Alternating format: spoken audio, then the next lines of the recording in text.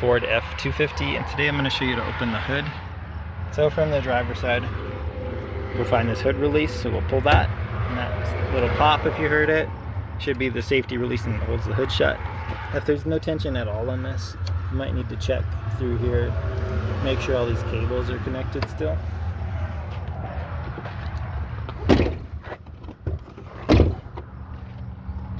And then up here you should see that the hood's slightly loose now.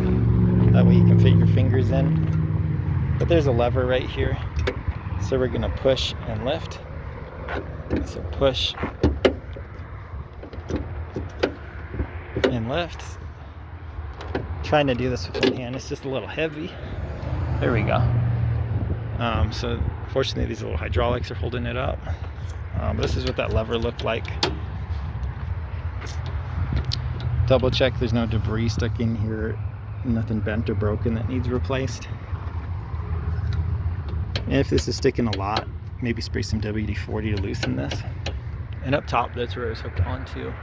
Again, make sure nothing's broken or bent, and then also make sure your hood's in proper alignment, because if it's crooked, that could cause you issues as well. But I hope this is helpful. Hope you have a wonderful day.